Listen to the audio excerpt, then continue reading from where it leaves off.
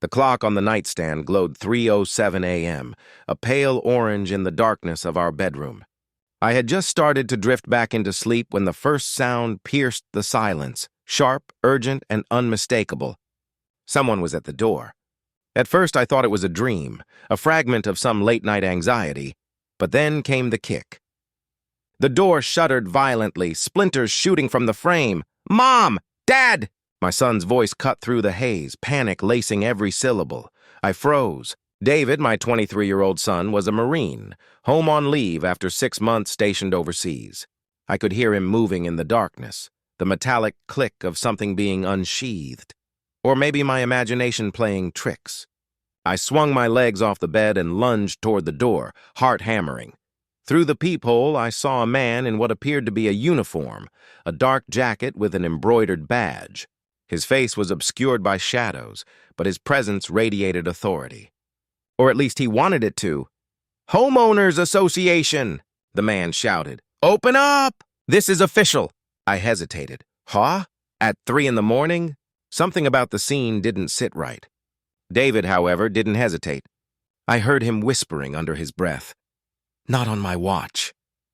The door shuddered again under another kick. Our small foyer shook. I grabbed the kitchen knife off the counter, more for my own courage than any real defense. David stepped up beside me, calm but fierce, the difference between civilian fear and a Marine ready for battle. "I'm calling the cops," I shouted through the door, trying to mask the tremor in my voice. "Cops are busy!" the man barked. "Now open it, or we'll enter by force." David's hand rested lightly on the handle of his tactical knife, his jaw tight. "Who the hell are you really?" he demanded. His voice carried that unflinching authority, the kind you only get from months in a combat zone. The man hesitated, and that fraction of a second was all David needed. With a practiced motion, he shoved the door open slightly and pivoted, using his body as a barricade. "This is our house. You don't just kick in doors." The intruder's response was a lunge, reckless and desperate. David met it head-on, his Marine training turning raw panic into precision. There was a crash, the sound of a struggle, and then, finally, the man stumbled back, tripping over the threshold and landing face-first on our hardwood floor. I stepped forward, gripping the knife tightly, but David's calm hand on my arm held me back. "Stay behind me, Mom. Don't get in the way." The man groaned, crawling backward. His uniform jacket had patches that weren't official.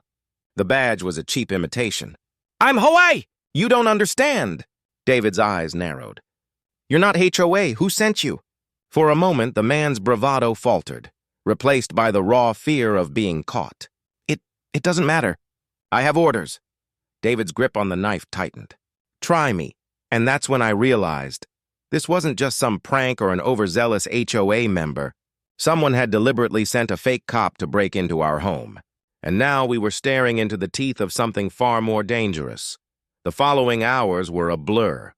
We managed to restrain the intruder with duct tape and rope.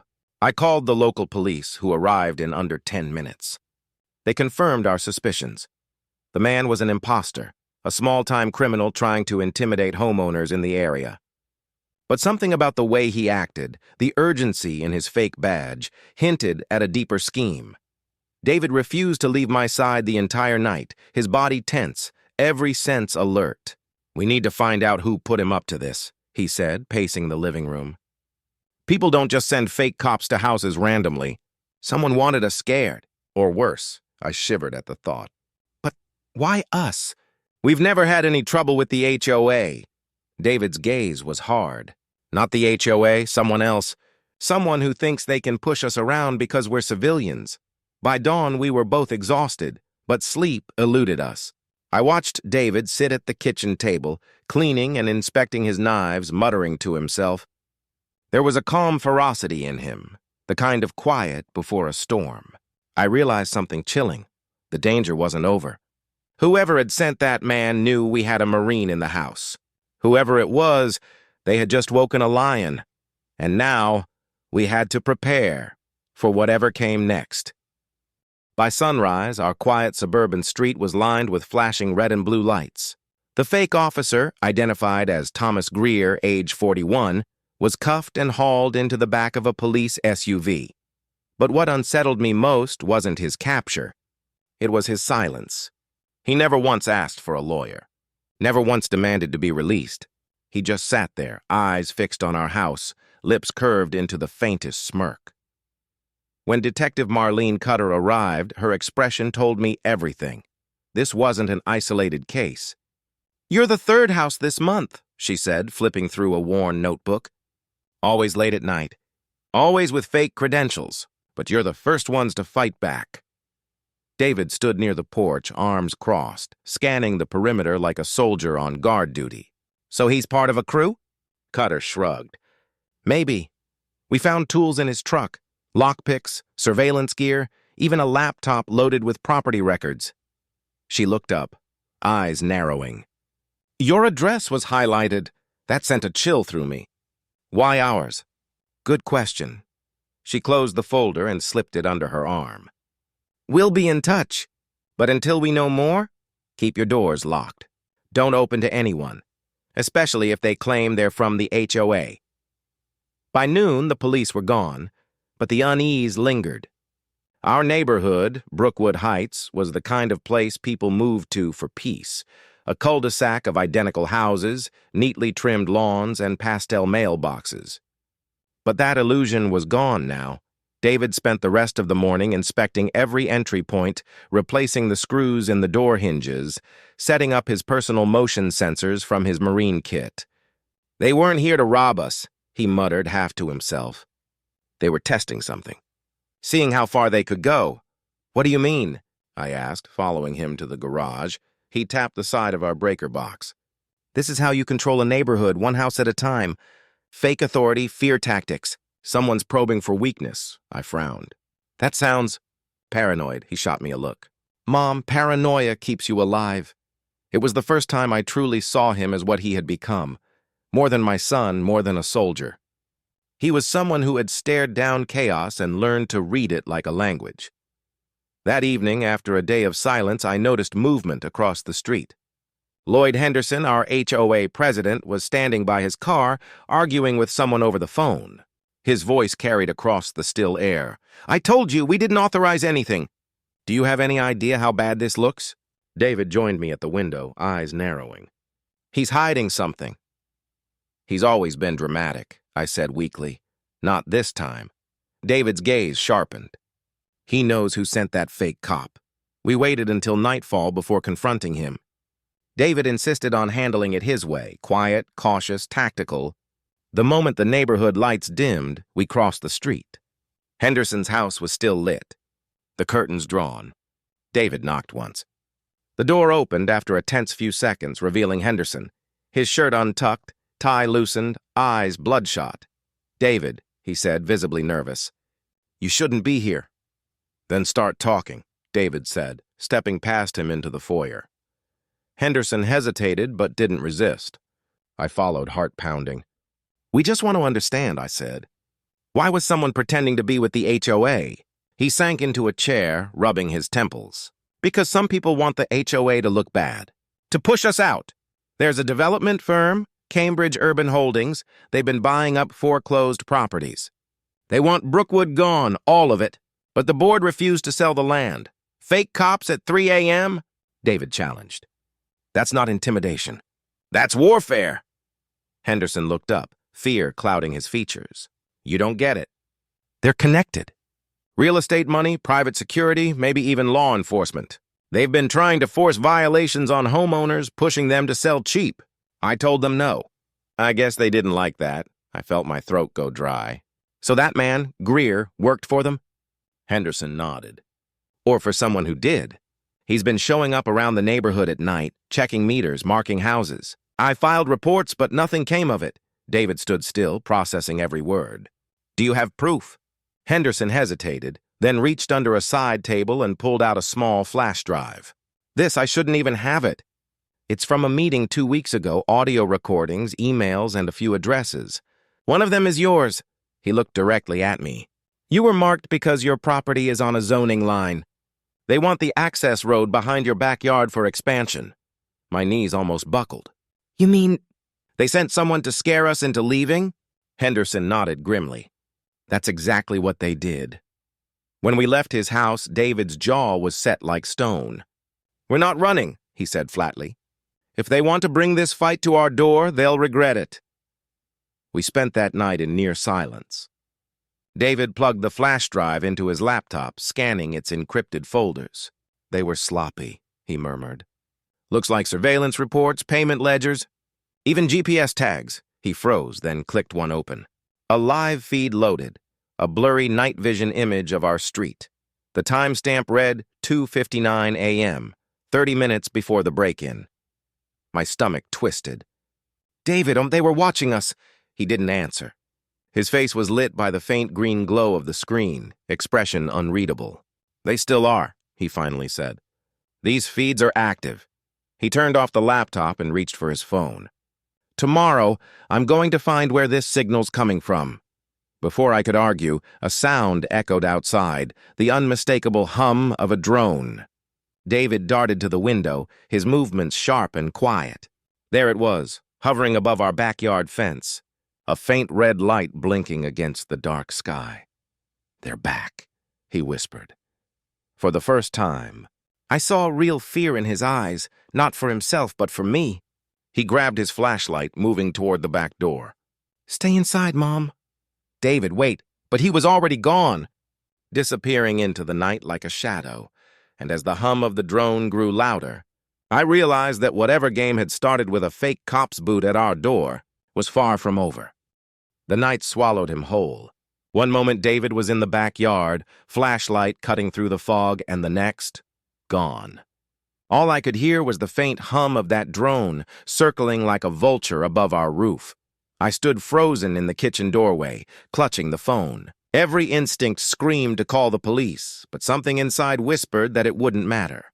This wasn't a normal break-in. Whoever was behind this had resources, coordination, and boldness that went far beyond small-town cops. 5 minutes passed. Then 10. The silence was unbearable. I stepped onto the porch, my robe pulled tight against the cold air. David! I whispered harshly. No answer. Then a voice, distant but firm. It's down! I followed the sound, heart pounding.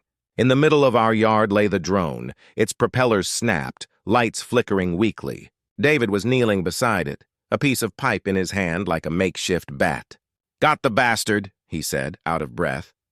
He turned the drone over carefully, scanning its body. Custom build, not store-bought. Probably running on a private network. He pried open the casing, exposing a microchip.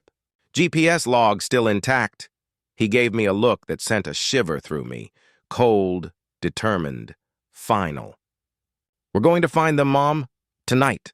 By 2 a.m., David had traced the drone's signal to a storage facility on the edge of town, Evergreen Lock and Store, a place I'd driven past 100 times without noticing. It was the kind of place that blended into the landscape. Endless rows of dull gray units, a flickering security light, a chain-link fence humming under the power lines. David loaded his pistol, sliding it into his waistband. You stay in the car. If I'm not out in 15 minutes, drive straight to Cutter's office and show her the flash drive. I wanted to argue, to tell him this was madness, but one look at his face silenced me. There was no stopping him. The same fierce protectiveness that had driven him through war was now aimed squarely at whoever dared threaten our home. He disappeared into the rows of storage units, flashlight beam dancing between shadows. The minutes crawled. Every creak of the wind against the metal doors made my stomach twist. At 2:18 a.m., a voice crackled through my phone. David's whisper. Mom, I found something. A van, black, unmarked. License plate removed. And a sudden sound, metal crashing, a grunt, then static. David. Nothing. Panic surged through me. I flung open the car door and ran toward the source of the noise. My slippers slapped against the concrete, my breath turning to steam in the cold. When I rounded the corner, I saw him, David, pinned against the wall by 2 men in dark tactical gear. Get away from him! I screamed, but they didn't even look at me. One of them raised a stun gun. Before I could think, David twisted, slammed his elbow into the man's throat, and spun around in one motion, taking the second attacker down with a knee strike that cracked through the night. He moved like lightning. Silent, precise, lethal. Within seconds, both men were on the ground, groaning. He grabbed one by the collar. "Who sent you?" The man coughed, face pale. "You don't get it, kid. It's bigger than you think. Cambridge owns this whole county. You're just collateral." David's jaw clenched. "Not anymore." We broke open the van. Inside were rows of surveillance screens, all showing different homes in Brookwood Heights. Our neighbors, our street, our faces. Labeled folders lined the shelves. Property access plans, HOA records, expulsions. And in the center console, a laptop, open, displaying a series of scheduled operations. Next on the list, Lot 19, Anderson Residence. 5 a.m. That was us. David stared at the screen. They weren't just trying to scare people. They were taking control, one house after another. Before we could react, headlights flooded the lot. A black SUV rolled up fast, tires screeching. The driver stepped out, slick suit, calm face, that same fake badge glinting under the security lights. "Mr. Anderson," he called. "You should have stayed out of this." David stepped forward, unflinching. "You picked the wrong family." The man smiled. "You think you can fight us? This is business, son, not war." David's voice was steady. "You kicked in the wrong door." For a long moment, no one moved. Then the man gestured subtly, and suddenly the air filled with blue and red lights. Police cruisers, dozens of them. Detective Cutter climbed out of the lead car, flashlight in hand. "Drop your weapons," she shouted. The man in the suit froze, trying to compose himself. "Detective, I think you're making a mistake." But Cutter cut him off. "We've been tracking your operation for months, Weston. Fake permits, fraudulent HOA filings, assault and extortion under a shell company. You're done." David lowered his knife slowly, eyes still locked on Weston. "You should have stayed in your office," he said quietly. Cutter's team cuffed the men on the ground, secured the van, and collected the equipment. Weston was the last to go, still wearing that smug corporate grin even as they pushed him into the back of the cruiser. "You think this changes anything?" he sneered. "There's always another one of us." Cutter slammed the door shut. "Maybe, but tonight it's not you." The sun was rising by the time we got home. The street was quiet again, the kind of quiet that follows a storm. I sat on the porch, watching the light creep over the roofs of the houses.